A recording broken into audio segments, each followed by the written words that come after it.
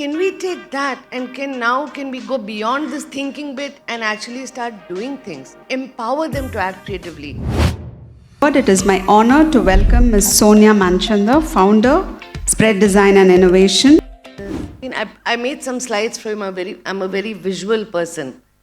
So I made some slides to talk you through some ideas. So I could take you back, and I would love to take you back to 3 decades of creating value and meaning with design, but that would take 3 hours or more with just one case study. For instance, Manipal, that was spoken about earlier in the day, is something we've been working on since 1998 on every day of our lives. And Forge as well, we have worked closely with. But I thought we'll take this opportunity to collectively imagine forward instead of looking back and see where, the stimulating day where it can bring us towards the end of the day. So if you look at India, we've always been blessed with profound thinkers who have helped define the idea of India. So we had Sri Tagore, who actually sort of looked at India as a consciousness continuum, gifting the world the idea of spiritual humanism and human unity. Or then we had Gandhiji, who looked at India being a construct where there was ethical and peaceful self-rule for all possible against all odds. So really about human dignity. But that's, we built on all of that. So we talked about legacy earlier in the day, we talked about continuity, we talked about moving forward. Where are we today? Today we have this next generation. Most of us or some of us may have children who are that age, who are 17, 18 years old. And it's a very prolific generation. It's a prolific generation. It is, do we need to make them professional? Do we need to make them productive? Or do we need to recognize that they're prolific? I want to call this generation the generation with imagination. I'm calling it Gen I. The generation of and with imagination. I want to talk about them and I want to talk on behalf of them. And I think it is in this part of the country because a lot of our work as well has been in this part of the country. We have the possibility here to create an India of ideas, to go beyond soft power. We've always had this capacity for holding extreme ideas, churning them together, synthesizing them, creating something new. It doesn't daunt us. We do have imagination. But can we take that and can we go beyond this thinking bit and actually start doing things, empower them to act creatively, to experiment radically? Can we, at one level, help them, and to be able to do it medium agnostic, to do it not only interdisciplinary, but transdisciplinary, create new knowledge at the intersections. To be able to, at one level, create physical architecture and at another, create digital infrastructure. All seamlessly, to go from strategy to go to beautiful craft, which is of a global level. And for that, we need collectively to be able to radically reboot. We need to be able to reactivate some ideas. We need to be able to think a little bit differently and act a little bit differently. We need to bring design into this equation. Why this? Why now? How now? So at this moment, we are a 28-year-old nation, right?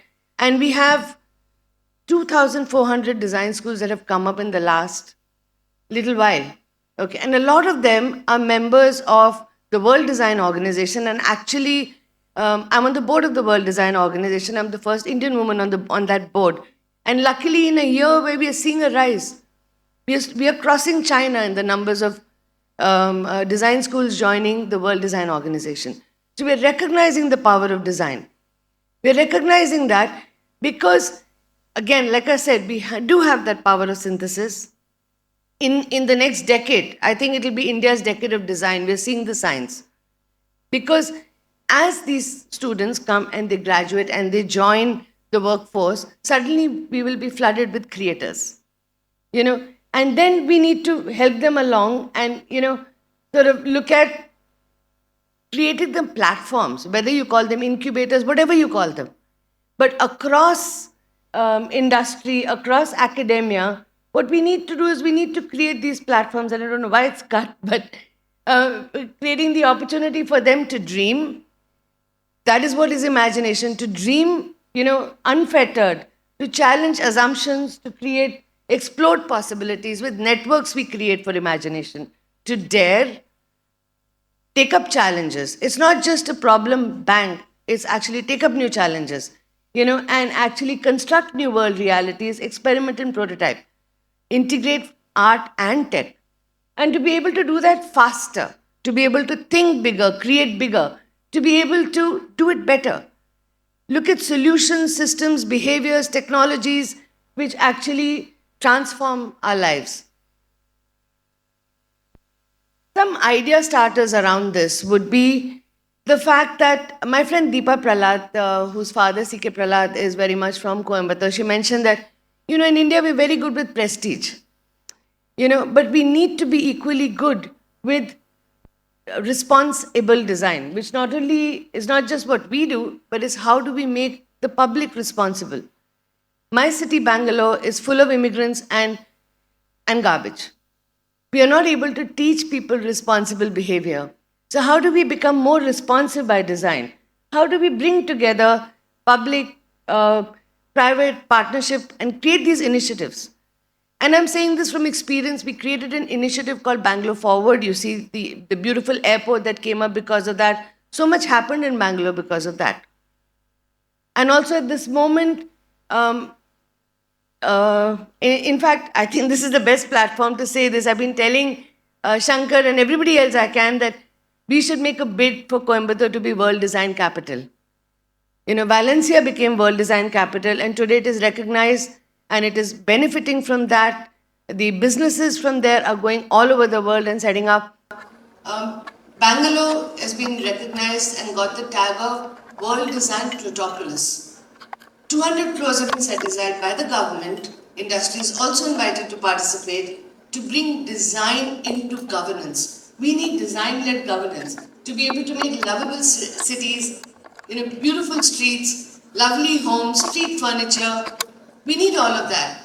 But somehow we are caught up with the science bug, We need to come together to be able to do this, and we need to recognize the need to be able to do this.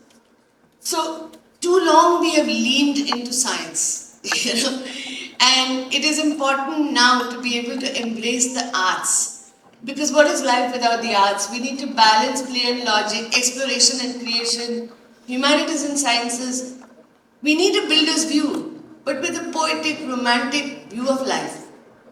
And design does that very, very well. And the interesting thing is, so when my friends from WTU, they come to India, they're like, oh my God, this is amazing. And I feel like, what is it that they love about it? What they love about it is the fact that there is chaos and yet everything works. And that's the beauty. It's a living system. It just takes on more and more. It doesn't break under stress. That's our capacity. All of these languages, new typefaces that bring together all the languages, that multiplicity, the past and the present thrive together. You have bhajan jams, aartis are live streamed. So let's build on that, and then create things which have contextual universality. For instance, why haven't we thought of idlis being a food for the world? This is what we told the founder of ID, that why don't you look at, instead of people having conflicts, why don't we find a way to take idlis to the world? I mean, there is so much opportunity. We are talking opportunity, and gut health is the thing everybody's talking about. So there's so much opportunity. Every problem today can be reframed as an opportunity. That's what design does. We take problems and we reframe them. So, now we're jumping forward. So, another example, for instance, my company, we just won a red dot for something that we did. Yeah. So, we just won a red dot for creating a brewery brand, which is the largest brewery brand now, I think, in India. And we looked at how a brewery can be a sacred space. And you can actually come with your family, and elders are actually looked after. Young people get a 0% beer, so they feel like they can participate. The food is Indian, and it is served in brass and copper plates, and why not? And we wanted to get an award from the Germans to acknowledge the fact that our brewing culture goes all the way back to the Indic civilization. So there is so many stories here. We know it within us. We just need to set our minds free, and we need to come together to, make it an idea, make these ideas come alive in a very, very beautiful way. Much like we've got this beautiful architecture. Experience is the next currency. That's an opportunity we have. So how can we sort of design with time? Time moves in these loops. You see that loop, that playful loop, it moves in loops. There are feedback loops. How can we design with time? How can we create experiences? How can we think beyond things? How can we actually create these experiences that sort of change you, transform you?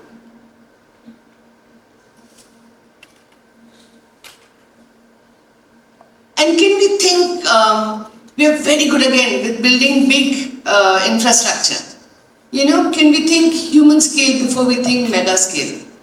So this could be just beautiful parks, beautiful spaces, commons that actually cultivate human relationships, even within campuses. How can we do that? So, for instance, in our work, we were working with Wellington, and we were working on the brand. And we realized that the students who come here are from entrepreneurial families.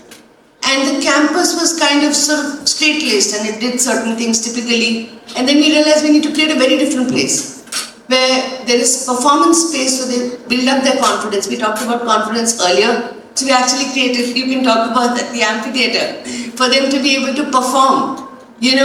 A space where the students could cook and have cookouts there. So they are active, they are doing things. It was perhaps the first campus in the country which had a prototyping lab. Not typically design campuses have that, but they actually had that on the campus. So the ideas are there. So we need to create those spaces where you can cultivate relationships, come together. Maybe tomorrow be co-founders. Somebody from industry can come and do something and show you. We need to do that. And overall, for instance, this generation actually does care one hell of a lot about the environment. They are the ones who go to thrift stores, they really care. Maybe we are not keeping up with them. So can we not be the people who show them that you discover? As human beings, we discover and then we destroy. Can we show them that you discover and you design? So can we not be the degeneration generation and enable these guys to be the regeneration generation? Can we actually sort of understand that sentiment of their care for the environment and equip them to act? Again, I speak from experience where Karnataka had a very high rate of farmer suicide. The subsistence farmers could not sustain. So a very well-meaning minister, actually, agriculture minister, encouraged them to grow millets. And then we were invited in to help create a market for millets. It's possible. We created FOMO. Okay, FOMO works. We said, okay, let's create FOMO. We said, let's millet. And everybody wanted to know what is millets. I mean, I'm not milleting, So I need to know. We created a movement around it. So this is what design does. This is what we can do. We can create movements for change. We can create transformation. And today, you know what's happened with millets. Our Prime Minister actually has shot exactly the same picture that we shot with a millet bouquet, which has all of the millets to show the world that, hey, for one quinoa that you have 9 millets in Karnataka alone. And it's picked up, and we've presented millets as a new food solution for the world. And there are so many brands that have come up with the next generation has brought up to grow millets.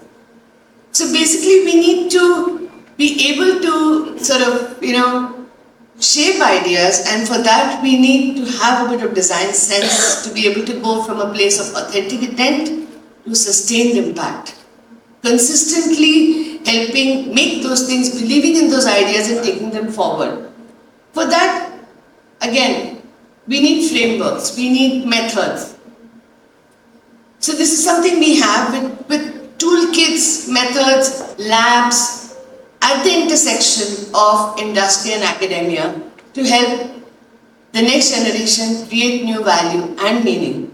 And this is what we think is required. We need to be able to make sense of radical shifts that are happening around us, and that's a big opportunity. Radical shifts that are happening in the world. That's India's big opportunity. So there's a metaphor, and that's been hitting the airwaves, so to speak, for a while now, which is this idea that we created for the next generation of innovators, people who will work with design, innovation, creativity, culture, and entrepreneurship for the next generation, to tell them that, this is who you are. You are like this big white elephant. You have compassion. You have the capacity to care about things, right? And then you have these wings. And the wings is your imagination. And the wings allow you to imagine what doesn't exist yet, create scenarios. So it's not about, you create scenarios. If this is what it is today, this is what it can be in the future. You create these scenarios and you can carry people back, on your back, into these futures, into these possible futures that you create. And technology, AI, all of that is nothing but the wind beneath your wings to take you there faster. So when we are talking about young students, and I speak on their behalf, I think what we need to tell them and what they need to hear and what they need to believe is that they're not there to learn anymore. They're there to earn respect. They're there to make a difference. They're there to change the world. And, well, that's it. That's what I wanted to say. Let's design with imagination. Let's design the future with imagination together. Thank you.